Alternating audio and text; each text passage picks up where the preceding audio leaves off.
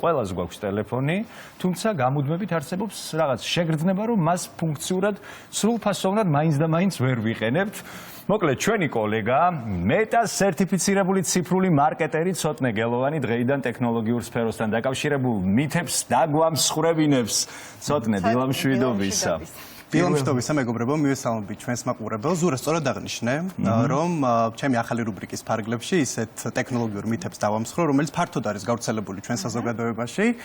დღევანდელი ჩემი რუბრიკის თემა კი არის ტელეფონების, ეგრეთ წოდებული სმარტფონების ბატარეა. დარწმუნებული ვარ, რომ ის რაც ყველას გვაწუხებს ხოლმე, ნამდვილად ადამიანის პრობლემაა. დარწმუნებული ვარ, რომ ცხოვრებაში ყველაზე ერთხელ მაინც გვიგრძნია დამჯდარი ბატარეით გამოწვეული დისკომფორტი.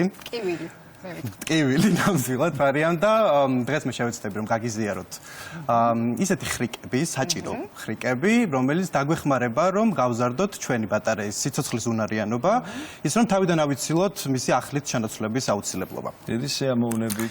მაგრამ სანამ ხრიკებზე დავიწყებდე საუბარს, მინდა გითხოთ თქვენი აზრით, მითია თუ რეალობა, რომ მთელი ღამე დასატენად შეერთებული ტელეფონი ბატარეას აზიანებს. იცი არის მე მინდა რომ მითი იყოს. მინია რომ აზიანებსო. მეც მინდა რომ მითი იყოს, იმიტომ რომ ძირითად შემთხვევებში ასე ვიქცევი ხოლმე და შენგან ველოდებით დამაიმედებელ პასუხს. აბა მითია თუ რეალობა. ეს მოსაზრება ნამდვილად მითია, მეგობრებო. მართლა? რა კარგია, მთელი ღამე მოწყობი შეერთებული და აღნიშნო ეს ამბავი და რატომ აგიცნო თუ რატომ? არსებობს რაღაც თეორიები, რომ აი რაღაცა ხდება ელემენტის გადახურება, რაღაც ჩვენ ძალიან დიდ წნეხის ქვეშ ვამყოფებთ ჩვენს ტელეფონს მთელი ღამის განმავლობაში და ასე შემდეგ და ასე შემდეგ, მოკლედ. დაგვიმსხვრია ეს მითი. ზურა, ესე იგი 2010 წლამდე ტექნიკის წარმოებლები იყენებდნენ ეგრეთ წოდებულ ნიკელის ბატარეებს, რომლებიც არ იყვნენ ისეთი ჭკვიანები, როგორც დღევანდელი ლითიუმ-იონური ბატარეები და რას ნიშნავს, რას მოიცავს ზოგადად ეს, რაში გამოიხატება მათ ეს სიჭკვიანე. ნიკელის მოდელების ზედმეტი დამხტვა ნამდვილად აზიანებდა ჩვენს მოწყობილობებს.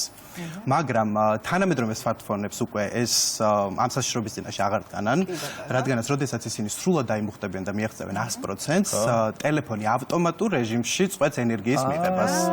შესაბამისად, სრულიად უსაფრთხო არის, რომ ესე ვთქვათ, შევაერთოთ ღამე დასამუხტო ტელეფონი და ჩვენ შეგვიძლია შვიდად დავიძინოთ. ძალიანაც კარგი, შვენიერი, აწი იყოს შეერთებული, არ არის პრობლემა. მაგრამ აუცილებლად ელექტროენერგიასაც არ ხარჯავს ასეთ დროს, ხო? ის გათიშული. მაგრამ ამ დროს აუცილებლად უნდა გავითვალისწინოთ ის ფაქტორი, რომ აუცილებლად უნდა გამოვიყენოთ ტელეფონის დასამუხტად ხარისხიანი დამტერი. აჰა, გასაგებია. რადგანაც ხარისხის თემას შევეხეთ, მეგობრებო, როგორ ფიქრობთ? აზიანებს თუ არა ტელეფონს არაორიგინალი დამტენით დამუხტვა?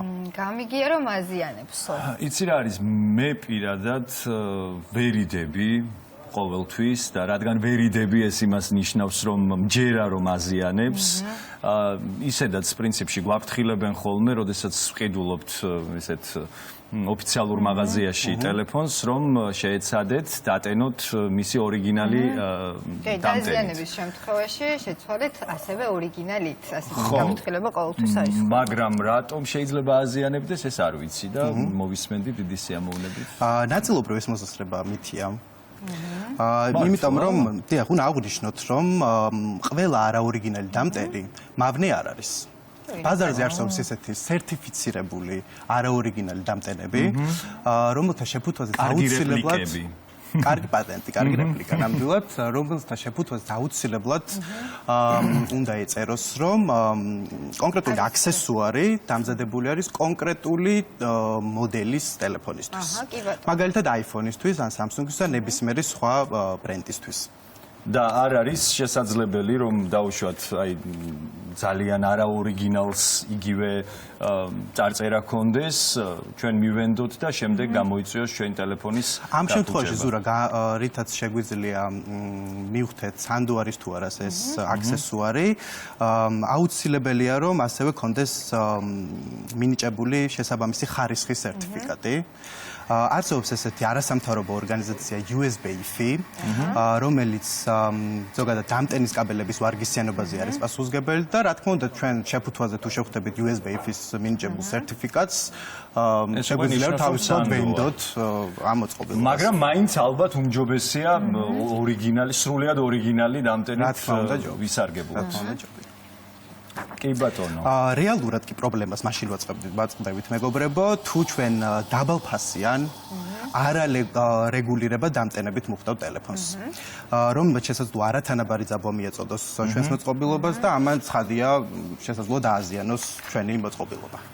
ცოტნე შეიძლება რომ კითხვა დავსვა? რა თქმა უნდა, მოკლედ ჩვენ ვისაუბრეთ მთელი ღამე რამდენად რეკომენდებულია დასატენად შეერთებული ტელეფონი ასევე არა ორიგინალი დამტენი და ბევრი მითი დავამსხვიეთ უკვე. ძალიან ბევრი ადამიანისთვის ძალიან პრაქტიკულია ყოველდღიურობაში მანქანაში დამუხტოს ხოლმე თავისი ტელეფონი და ხშირად ვაკეთებ ამას მეც.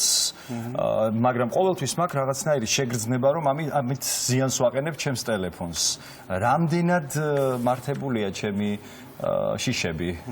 მადლობა ზურამ კითხვის, დარწმუნებული ვარ, ბევრს აინტერესებს ამ კითხვაზე პასუხი. მხოლოდ ერთადერთ შემთხვევაში არის მანქანაში ტელეფონის დამუხტვა გამართლებული. თუ ჩვენ გვაქვს სპეციალურად ავტომობილებისთვის შექმნილი დამტენი და ამით მუხტავთ ჩვენს მოწყობილობას. ანუ ეს რას ნიშნავს? ინტეგრირებული უნდა იყოს მანქანის დამტენებში ზოგადად ინტეგრირებული არის ძაბვის მარეგულირებელი.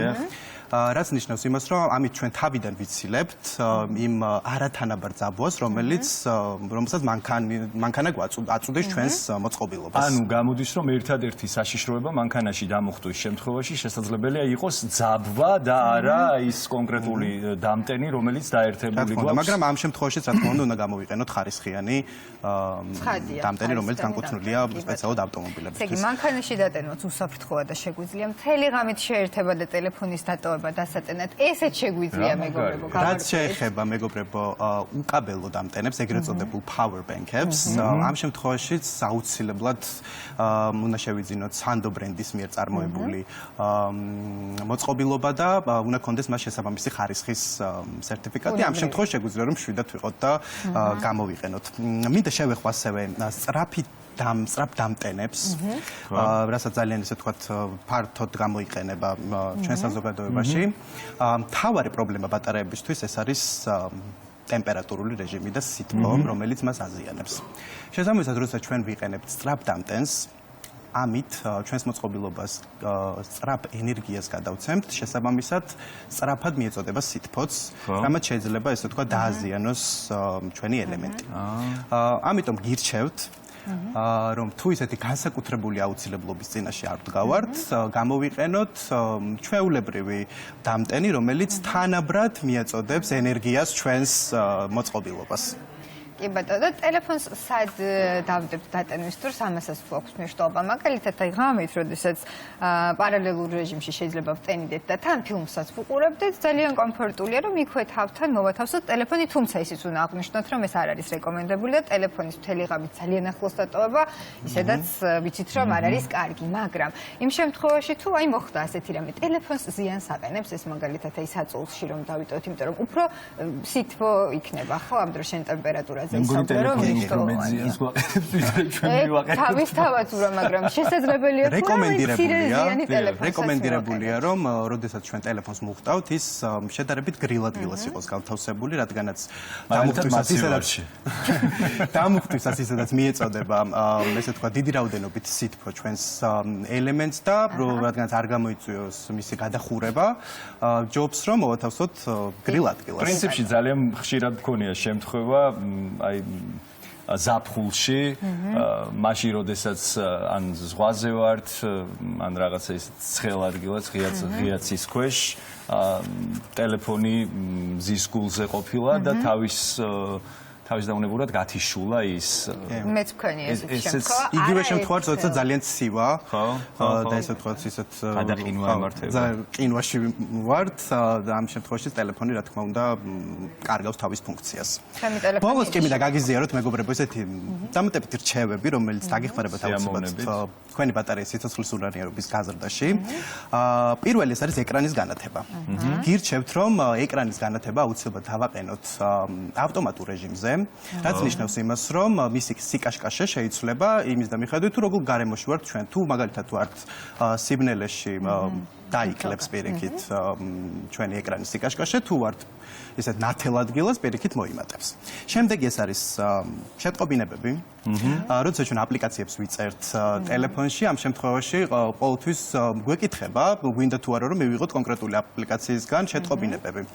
მე გირჩევთ რომ გავთიშოთ რეალურად იმ აპლიკაციების შეტყობინებები, notification-ები ეგრეთ წოდებული, რომ გავთიშოთ ეს შეტყობინებები ისეთ აპლიკაციების, რომელსაც რეალურად არ ვიყენებ და დავტოვოთ მხოლოდ ისინი, რომელიც ესე ვთქვათ აქტიურად ვიყენებ და გვჭირდება. ეს რეალურად იწვევს ელემენტის დამუხტვის დაზოგვას, ხო და თვითონ ელემენტის ნამდვილად ესე ვთქვათ ზრდით ამის მის სიცოცხლის უნარიანობას და ესე ვთქვათ არ ვახარჯინოთ ბოლომდე იმ რესურსს, რა რესურსიც აქვს.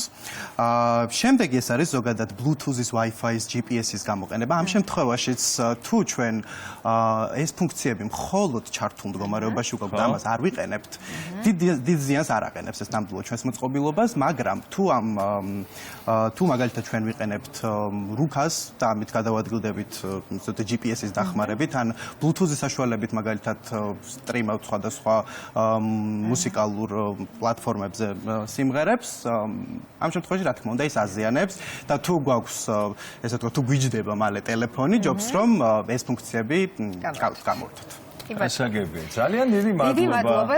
მოკლედ, ეს იყო იყო ამბები მოვისმინეთ ჩვენგან, კარგი ამბები, ვიცით უკვე როგორ უნდა გამოვიყენოთ სამტენი. დიდი მადლობა შენამ. მითები მიხარია თუ დაგეხმარება. რჩევებისთვის, გელოდებით უკვე მომდევნო 4 შაბათს.